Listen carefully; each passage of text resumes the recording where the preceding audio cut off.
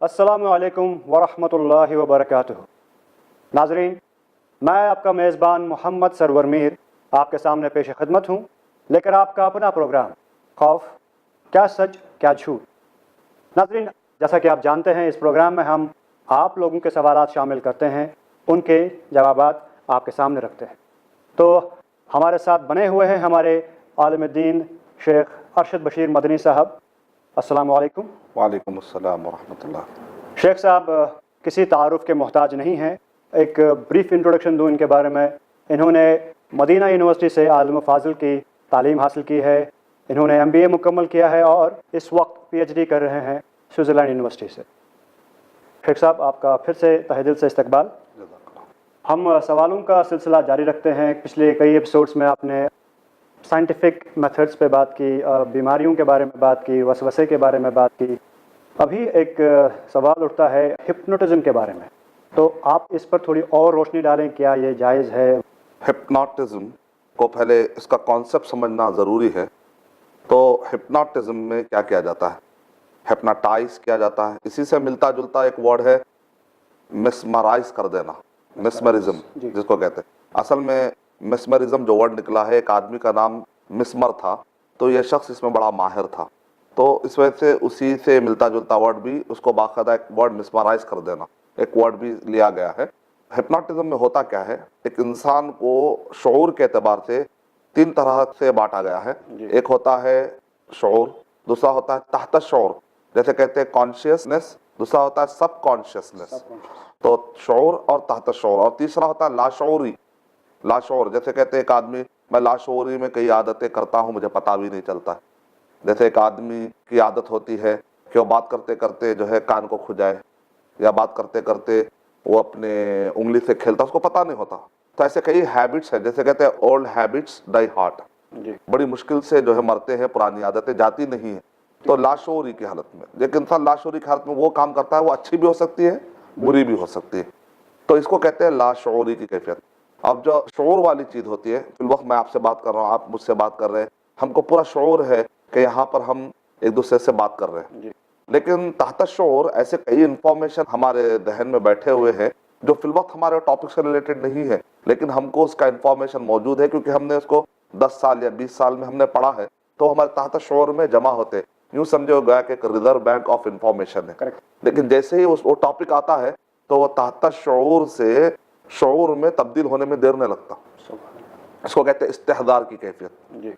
तो अब ये तीन में जो हिप्नोटिज्म करने वाला जो शख्स होता है, या मिसमराइज करने वाला जो शख्स होता है, ये लाशऊर की कैफियत में इंसान पर असरअंदाज होने की कोशिश करता है। पहले हम मिसमरिज्म समझ जाएंगे तो हिप्नोटिज्म समझने में मदद मिलेगी। मिसमरिज्म में क्या होता है कि मान लीजिए आपने किसी की स्पीच सुन ली, बचपन से जो है बच्चा एक माहौल में बड़ा हुआ, बड़ा होकर वो बच्चा जो है बार बार में गुस्सा कर रहा है, बच्चा जो है बात बात में गुस्सा कर रहा है, उसका एटीट्यूड एग्रेसिवनेस में है, और वो हमेशा किसी से सीधी बात नहीं करता, उसका एटीट्यूड हमेशा इस अंदाज में है डोमिनेट करना।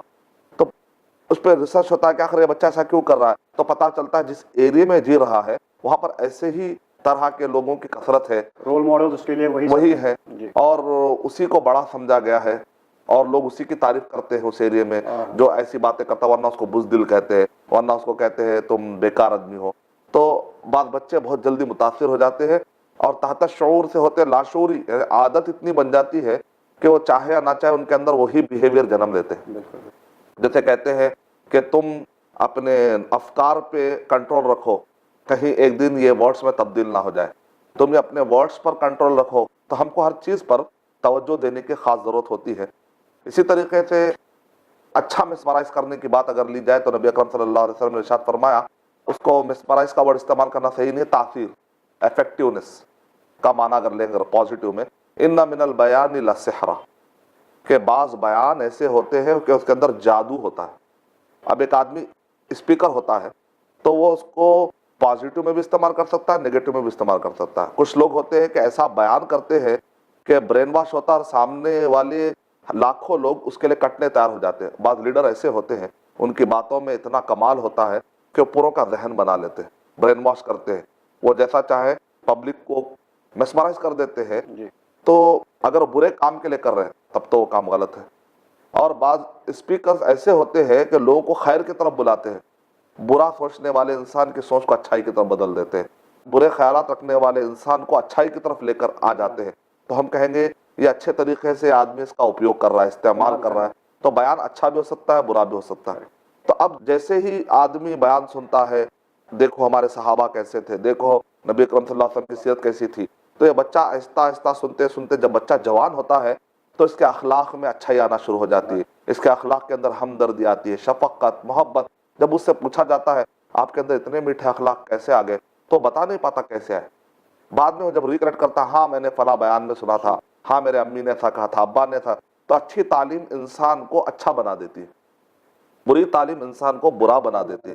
تو تحت شعور میں جیسا ایسا بیٹھتا جاتا ہے، ایک وقت آتا ہے لاشعوری میں انسان وہ کام کرتا ہے جو اس کے انفارمیشن میں وہ چیز جمع ہوتی ہے. تو ہمارے لیے یہ ایک اچھا موقع ہے کہ جب ایک انسان کے لاشعوری میں اچھائی ہو سکتی ہے تو ہم کیوں نہ خیر کا کام کریں، کیوں نہ ہم خیر کے بول بولے، تاکہ سننے والے لوگ اس کے اثر لیتے ہیں. ٹیلی ویژن کا اپنا اثر ہوتا ہے، موبائلز کے اپنے اثرات ہوتے ہیں. الگر جو بھی ہم سن رہے ہیں تو پہلے ہم کو چیک کر لینا چاہیے کہ صحیح علم ہے غلط ہے، کیونکہ آج نہیں تو کل وہ لاشعوری کی کیفیت میں اس کا پھر رسپونڈ ہماری لائف میں آنے والا ہے. کہیں سے آئے. کیونکہ جو ہم پہاڑ میں صدا لگائیں گے تو صدا گونجے گی اور بازگشت ہو کر آئے گی. اگر ہم آئینے میں جو چیز دکھائیں گے اس کا ریفلیکشن ہو کر پھر ہمارے پاس واپس آنے والا ہے. تو بہتر ہے کہ اپنے علم کو صحیح رکھیں. یہ سمجھنے کے بعد اب ہپناٹزم سمجھنا ذرا آسان ہو جائے گا. اگین میں بتانا چاہوں گا کہ ہم یہاں پر ہپناٹزم کے طریقے نہیں سکھانے آئے ہیں، نہ جادو کے طریقے. کچھ انفارمیشن دے کر اس میں سے جو غلط چیزیں ہٹا کر اس میں سے پریکاشنری میتھڈ کیا لینا ہے ہم کو. خالی اس حد تک ہماری گفتگو ہو رہی ہے تاکہ لوگ انفارمیشن کی وجہ سے آدمی کا خوف چلا جاتا ہے. اچھا اس کی حد یہی ہے، اچھا اس کی لمٹ اتنی ہے، اس سے زیادہ اس کی کوئی حقیقت نہیں ہے، تو آدمی کا خوف ویسے بھی چلا جاتا ہے. اچھا اگر ایسا ہو بھی جاتا ہے تو اس کا پریکاشنری میتھڈ یہ ہے. یہ ہمارے پورے تھیم میں اگر آپ غور کر کے دیکھیں گے ہم نے کبھی ایسا نہیں کیا کہ انبیلنس گفتگو کرنے کی کوشش کرے. ہپناٹزم میں آدمی انگلیوں کے ذریعے سے یا آنکھ کے ذریعے سے، بہرحال ایک مریض کو جب وہ بے ہوش ہوتا ہے، مدہوش ہوتا ہے، یا نیند کی حالت میں ہوتا ہے، یا وہ بیمار ہوتا ہے، تو ایسے وقت پر وہ کوشش کرتا ہے کہ اس کے لاشعور میں کچھ ایسے پوائنٹ ڈال دے. مثال کے طور پہ ہپناٹزم بعض لوگ اچھے کے لیے بھی استعمال کرنے کی کوشش کرتے ہیں. وہ کیا ہے کہ اب وہ ایک مریض ہے جو کہہ رہا ہے کہ 3 دن کے بعد پتہ نہیں میرا کیا ہوگا، 1 ہفتے کے بعد پتہ نہیں میرا بچہ کیا کرے گا. اس کو عجیب عجیب قسم کے ایسے خیالات اور خوف بیٹھے ہوئے رہتے فیوچر کے بارے میں. ہپناٹزم کرنے والا کیا کرتا ہے، اس کے لاشعور میں ڈالتا ہے کہ آنے والے مستقبل میں ایسا کچھ ہونے والا نہیں ہے. تو ہپناٹزم کرنے والا بھی ایسا نہیں ہے کہ وہ کوئی غلبہ والا ہو کہ ہر چیز وہ کر سکتا ہو، اس کی بھی اپنے لمیٹیشنز ہے. ایک حد تک ہی وہ کامیاب ہوتا ہے. جو اللہ تعالیٰ نے وسائل اور ذرائع بنائے ہیں ان کو لے کر کچھ دیر تک کوشش کرتے ہیں، لیکن اس کے اندر نیگیٹو چیزیں بھی ہو سکتی ہیں. بعض اوقات آپ مشورے دیتے ہیں، کسی کو اچھے صلاح دیتے ہیں، وہ ایک کا ایک اڈاپٹ کرنے کی وجہ سے بعض اوقات ہوتا ہے کہ پاگل بھی ہو سکتا. تو اسی لیے سیکیور طریقہ یہ ہے کہ ہم سب سے پہلے شریعت کا سہارا لیں، اسلام کا سہارا لیں. پہلی چیز یہ ہے اگر فیوچر کے بارے میں کوئی خوف میں مبتلا ہو تو ہم کو دعا سکھائی گئی، اللہم انی اعوذ بک من الہم. اسی طرح غم سے بھی پناہ سکھائی گئی، ہم سے بھی اور حزن سے بھی. ایک تو دعا ہے. سیکنڈ تقدیر پر ایمان. تقدیر اس کو بتایا جائے پوری دنیا اگر جمع ہو کر تمہیں نقصان پہنچانا چاہے تو نقصان نہیں پہنچا سکتی جب تک کہ اللہ نہیں چاہے.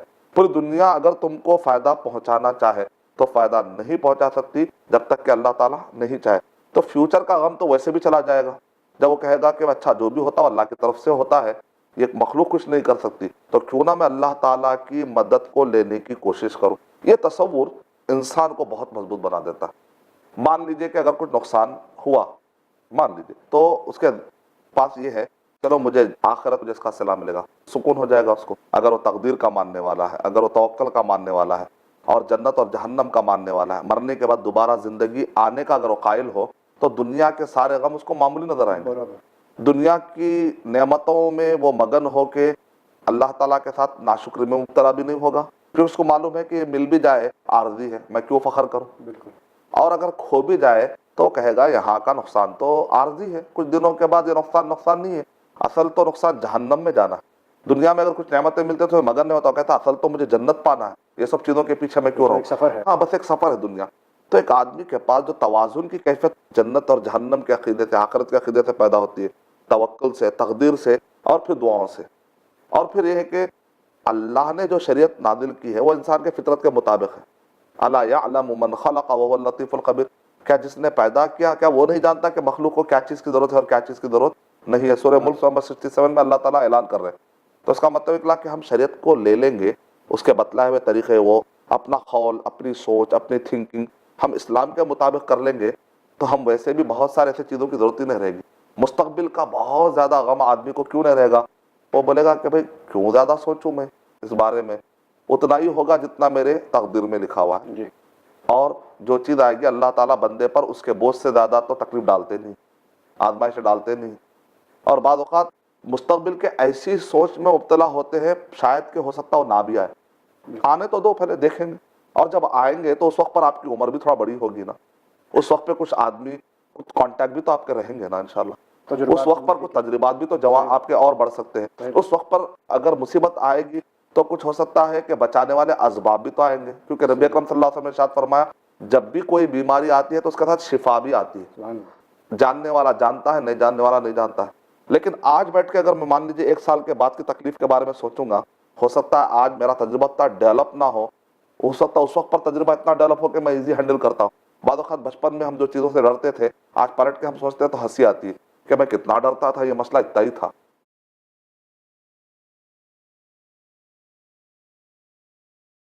ہپنوٹزم میں کیا کہتا ہے, مستقبل کے خوف کو یا مریض کے اننیسیسری تکلیفوں کو نکالنے کی کوشش کی جاتی ہے. اکثر اس میں کہ تکلیفیں یا تو وہمی ہیں, اکثر یہ تکلیفیں تقدیر پر عقیدہ نہ ہونے کی وجہ سے, اکثر یہ پریشانیاں اس وجہ سے کیونکہ اللہ پر توکل زیادہ نہیں ہے, اکثر یہ پریشانی اس وجہ سے کیونکہ لائف کا صحیح کانسیپٹ نہیں معلوم.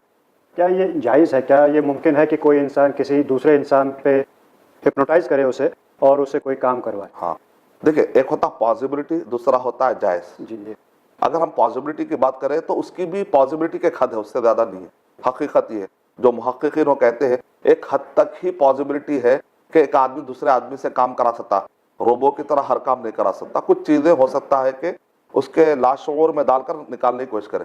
ایسا تو ہپنوٹزم تو روزانہ کی زندگی میں کئی چیزیں ہوتے رہتے ہیں. آپ غور کر کے دیکھیں, چلو آج جا کے اس کا ذہن بنائیں گے اور اس کو ایسا کریں گے. روزانہ کا ہپنوٹزم تو چلتے ہی رہتا ہے, جس کو ہم کہتے ہیں کانسپریسیز, اور پری پلان کر کے بات 2-3 لوگوں کو ٹارگٹ بنا لے آتا ہے اور اس کو جا کر ایسی گفتگو کرتے ہیں, موٹیویٹ کرتے ہیں, اس کو پروگرام کرتے ہیں, اس کو اتنے طریقے سے پریشر ڈالتے ہیں کہ آخر کے اس کے زبان میں سے وہ بات نکلتی ہے وہ جو چاہتا نہیں ہے, اور پبلک میں پھیلاتے ہیں کہ یہ آدمی یہ کہا. تو اس ٹائپ کے اثرات تو کرتے ہیں, لیکن یہ غلط ہے دار بات. ایسا کرنا, کسی کو ہراس کرنا, کسی کے زندگی سے کھیلنا, مذاق بن, کیونکہ اسلام میں کسی کی عزت سے کھیلنے کو نبی صلی اللہ علیہ وسلم نے ارشاد فرمایا تمہارا مال, تمہارا خون, تمہاری عزت ایک دوسرے کے اوپر حرام ہے.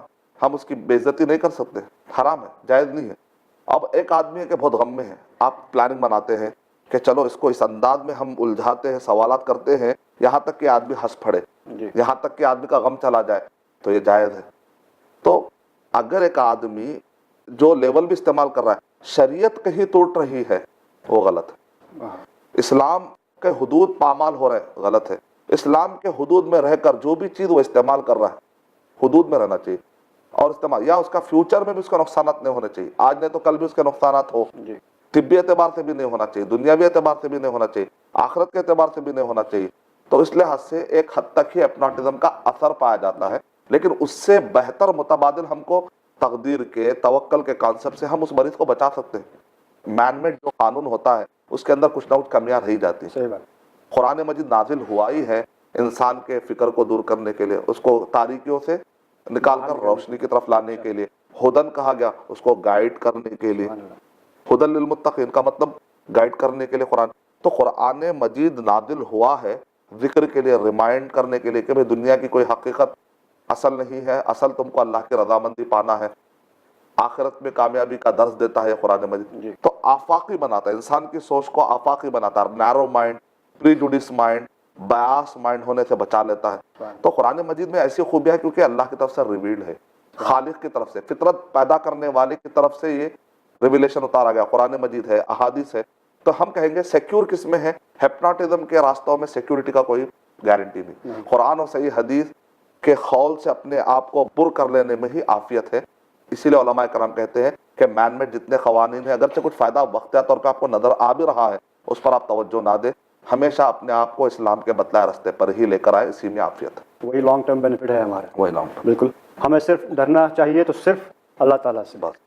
شیخ, لوگوں نے اپنے سوالات بھیجے ہیں واٹس ایپ میسیجز کے تھرو. ایک میسیج آیا ہے ہمارے پاس, میں آپ کے لیے وہ سوال سامنے رکھتا ہوں.